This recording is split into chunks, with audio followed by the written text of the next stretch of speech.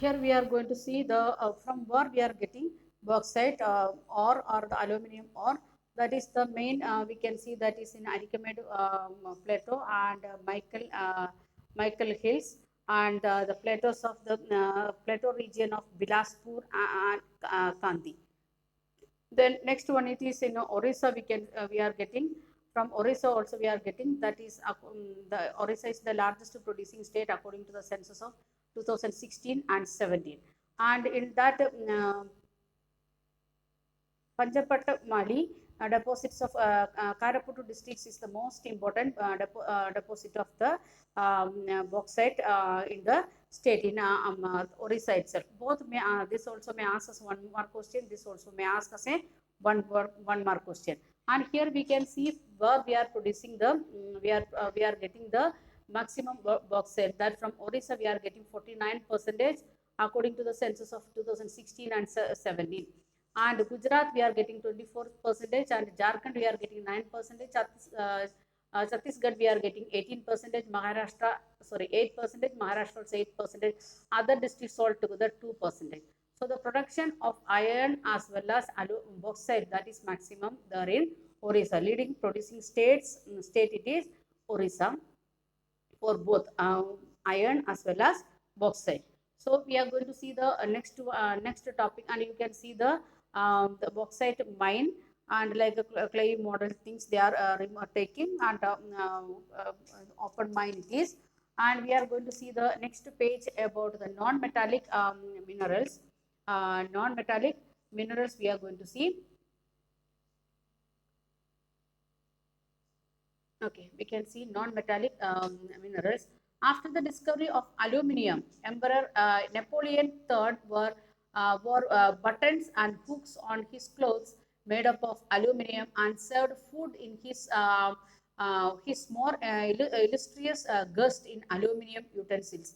And the less honorable ones, he served his food with gold and silver utensils. Means when we are comparing now the gold and silver where it is, and aluminum rate where it is. And after some years, the what happened? The beggars of the Paris also started to use aluminum bowls for begging also. Why? Because it is very respectful according to them. Because the emperor he himself using that one to feed the people or to give food to the his guests. Okay, that is one is of interesting fact. It is there, but like this question things also may ask us questions in board exam. So we want to learn or read that one. Then next one it is non-metallic minerals. Mica is a mineral made up of a series of plates or leaves, like pages of our textbook like that. Many leaves we can see in mica, and very thin sheet, 1 centimeter itself. It is given here in textbook itself, and we can make into very thin sheets, and thousands of layers of mica we can keep in few centimeters high. That much very thin mica layers we can produce. And mica can be clear, black, green, red, yellow, and brown. Different colors of mica is available in India and other countries also. Due to its excellent dielectric strength, low power loss factors, insulting properties, insulating properties, and resistance to high voltage, mica is one of the most indispensable mineral used in electric and electronic industries. Very important question. All the points you want to write if the question comes. Why we are using mica in electric and electronic industries? What are the reason? Excellent electric strength. It won't take even single point of electricity. Second one, it will help to loss of electricity, low power loss. It won't allow to send even small point of electricity to out. And insulating properties, it can keep the electricity inside. If we are making the electric boxes and all, nowadays it is coming plastic, but in olden days if you are seeing, we can see wooden or mica electricity boxes was using, switch box and other things we was using. Then resistance to high voltage. Even though if it is coming high voltage, it won't burn very fast, very slow. If it is wooden, it may burn fast. Even plastic, it will burn very fast, but mica won't burn. Then that's why we can't avoid mica from our electric and electronic industries. If we are taking the inside the computer, we can see they are making the partition of things inside the electronic things with the help of mica. Then we can see the where we are getting mica, from where we are getting mica. We are getting mica deposits are found in northern edges of the Chota Nagpur plateau and Kandarma Gaya Hasaribagh belt of Jharkhand is the leading producer. From we are producing maximum mica producers, that is Chota Nagpur, means that is in this Jharkhand area, and they are the maximum producers of mica. Then we can see mica, we are getting mica from Rajasthan, that is especially from Ajmer, and Nellore mica belt, Nellore mica belt of Andhra Pradesh, that also important producing areas. So we have three areas, one is in Jharkhand, next one is in Rajasthan, next one is in Andhra, like that three areas we are having mica producing. Then next one it is rock minerals, which different rocks we are using as a minerals. First one it is limestone is found in association with the rocks composed of calcium carbonate or calcium and magnesium carbonates. With like these different properties, we can see calcium carbonate or calcium or magnesium carbonate, like the different things. And it is we are finding out in the sedimentary rock, that may ask us a 1 mark question. And this is the basic for the cement industry. Limestone is the basic raw material for cement industry, and we need it for melting of iron and blast furnace when we are making the burning things. That time also means of especially like we can see the thermal plants, they want to make a pillar to set the fog and other things. For that purpose also we need limestone, the presence of limestone. And which states they are producing limestone, it is given in the textbook. We can see that pie chart. That is first producing state, it is coming Rajasthan. First producing, that is 21% of Rajasthan. Then Madhya Pradesh with 11%, Andhra Pradesh with 11%, then Chhattisgarh with 10%, Karnataka with 10%, Gujarat with 8%, Tamil Nadu with 8%, Telangana with 8%, other states together 8%. If you are see the Rajasthan, we have cement industry, Andhra Pradesh we have cement industry, Karnataka, Gujarat, Tamil Nadu, each and every states we have cement industry because the presence of limestone. So we are going to see the hazards of mining. What are the hazards? This is also very important question that may ask us a 5-mark question or 3-mark question. That also very important. What are the hazards we are facing in the mining?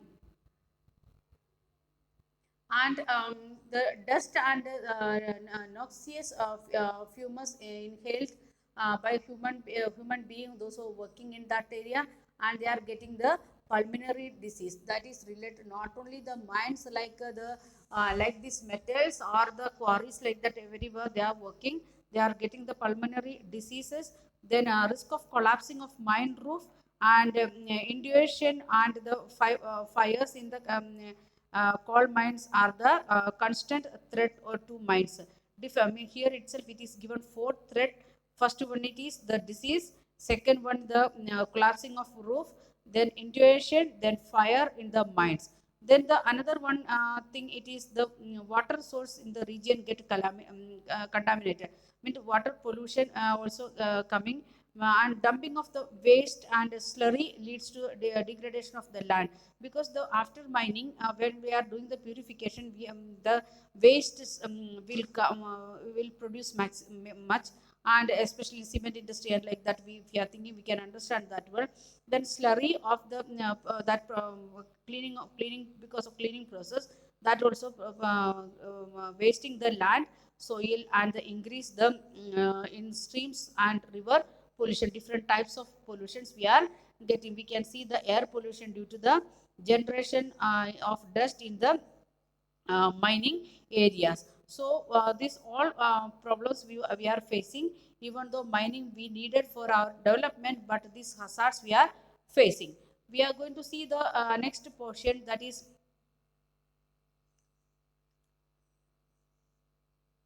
okay. We are going to see next one is conservation of minerals, and before that it is given some of the newspaper cuttings related to the problem related to the means the coal mines and other things. So how much safety they want to take, or what are the safety measures they can take, or how they can reduce the hazards that we want to think. Stricter safety regulations and implementation of environmental laws are essential to prevent the mining from becoming a killer industry. No, knowingly or unknowingly, mining becoming the killer industry because of different reasons already we discussed.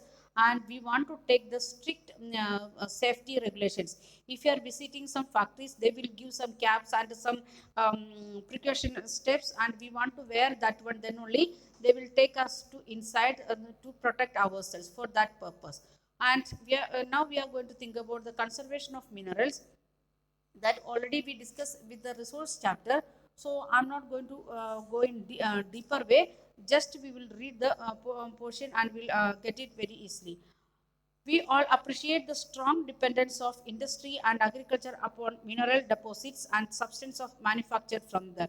Because if we want agriculture product also, we need some of the metals, especially iron, for to make the tools and weapons for agriculture purpose.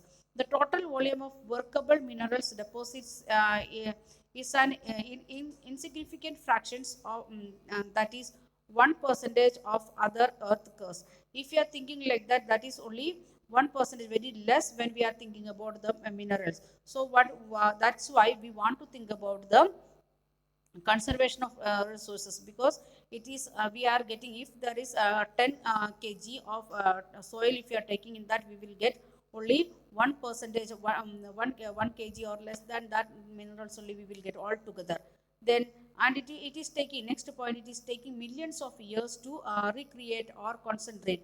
That's why also we want to conserve the resources. Next one, the geological process of the geological process of the mineral formation. It is taking much time, so it is very definite the composition. If we are using much, the it will renewing the resources again and again, it may take thousands of years and crores of years.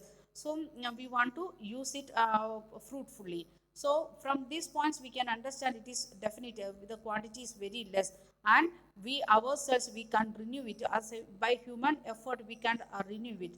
So what we want to do, we want to use it very carefully, very carefully we want to use it. All the minerals, if we are thinking without thinking, if we are using that one, that will go to the deeper, and it will go deeper and deeper very fast, and the quality will decrease, the quality of the thing, it is going to decrease. Because the when we are going to deeper, that is in the maybe in the stage of it is forming themselves, it is forming recreating the in, it may be in that stage. So we want to carefully we want to think and use. And next part, it is we can see that is a concentrated effort has been made in order to use our mineral resources in a planned and sustainable manner. That part we studied in the planning of resources, resource planning, in that first year itself we studied. And improved technologies need to be constantly evolved to allow you use to low grade or at a low cost. If we are getting the, if we said about the Ratnagiri and Goa, there the grade of the quality of the that iron ore is not that much good, but the technology what they are using, that is very good. That's why they are making use effective or good quality iron from that, and they are sending to they are exporting to other countries. Then next one, it is, if we then how we can conserve the resource, that we can see that one, recycling the metals if you used once, we can recycle it, or using the scrap metals, the waste metals, small particles together, if you are making it, and again smelting and making the iron, and like that we can use the scrap metals. Then other substitutes are set up, other substitutes instead of thing iron, if we are we can use other some metals or plastic or something. If we are using like that also, we can conserve the minerals. So these are the points about mineral. conservation. So the next topic we will study next class, and your this class test is the fourth lesson of your geography. What is the fourth lesson? That is our what we can say, I forgot the lesson name. Agriculture chapter is the this one what we class test of next